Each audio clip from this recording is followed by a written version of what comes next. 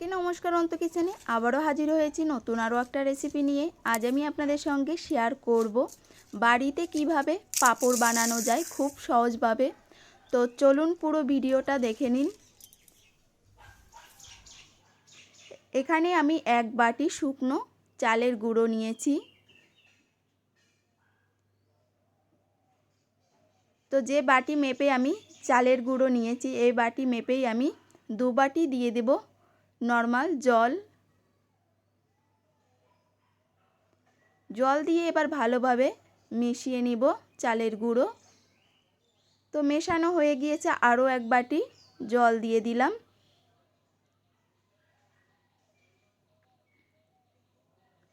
কড়াই বসিয়ে দিয়েছি, দিয়ে দেব আরও 1 বাটি জল।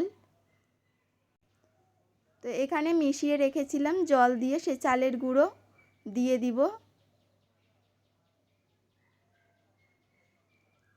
এবার গ্যাসের আঁচটা একদম নরমালে রেখে আমি রান্না করে নিব। আর একইভাবে নেড়ে যেতে হবে, নাড়া থামালে কিন্তু লেগে যেতে পারে, দলা দলা পাকিয়ে যেতে পারে।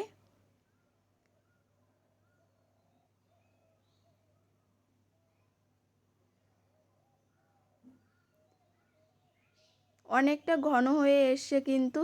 এবারে দিয়ে দিব আমি আরও 1 বাটি জল। তো একটু দলা দলা পাকিয়ে গিয়েছে, আমি ঘন ঘন নেড়ে দেব যাতে দলাটা ভেঙে যায়।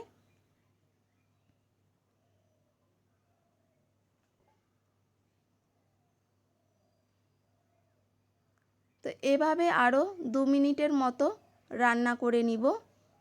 তো রান্না করে নিয়েছি 2 মিনিটের মতো, অনেকটা ঘন হয়ে এসেছে।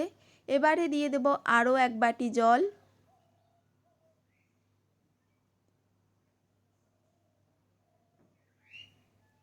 জলের পরিমাণটা কিন্তু ঠিক রাখতে হবে, না হলে পাঁপড়গুলো যখন দিব তখন ফেটে ফেটে যেতে পারে। তো আমি আরও 1 বাটি জল দিয়ে দিলাম।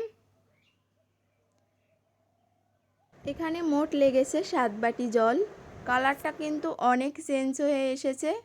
এবার এখানে আমি গোটা জিরে আর শুকনো লঙ্কা একটু ভেজে গুঁড়ো করে নিয়েছিলাম, সে গুঁড়ো মশলা দিয়ে দিলাম। দিয়ে দিলাম স্বাদ অনুযায়ী লবণ। লবণের পরিমাণটা একটু কম দিবেন, বেশি দিলে কিন্তু পাঁপড়গুলো খেতে একদমই ভালো লাগবে না।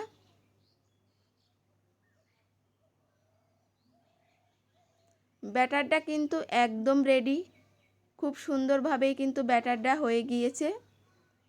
তো পারফেক্ট দেখার জন্য এখানে হাতায় আমি নিয়েছি, একটা দাগ দিয়ে দিলাম। দেখছেন একদম এক জায়গায় মিশে যাচ্ছে না।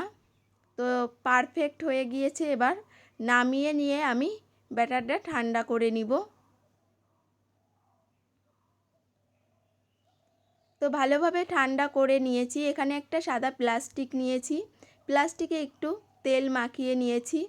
এবার এক এক করে পাঁপড় দেওয়ার জন্য দিয়ে দিলাম। এভাবে হাতা দিয়ে দিয়ে আমি চারপাশে একটু ঘুরিয়ে দিব। একদম পাতলা করে দিবেন না, একটু মোটা করে দিবেন যাতে শুকানোর পরে একটু মোটা থাকে। পাতলা হয়ে গেলে কিন্তু পাঁপড়গুলো পাতলা পাতলা হবে।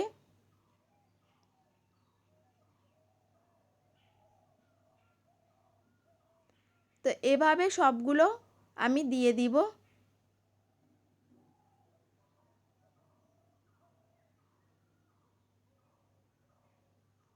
তো সবগুলো দেয়া হয়ে গিয়েছে। এবার আমি রোদে দিব।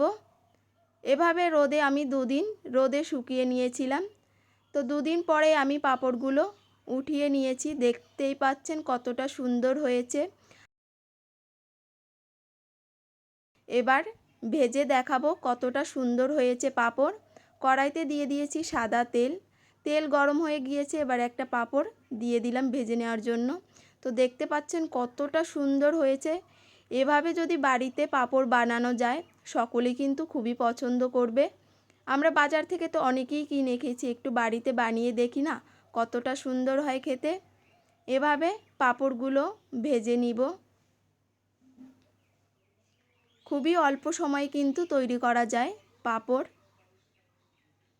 তো পাঁপড়গুলো ভেজে নিয়েছি, পাঁপড়গুলো দেখতেও সুন্দর হয়েছে কিন্তু। এবার একটি ভেঙে দেখাবো কতটা মুচমুচে হয়েছে। তো দেখতেই পাচ্ছেন কতটা মুচমুচে হয়েছে। রেসিপিটি আপনাদের যদি ভালো লেগে থাকে অবশ্যই লাইক, কমেন্ট, শেয়ার করে দিবেন। আবারও দেখা হবে নতুন কোনো রেসিপিতে।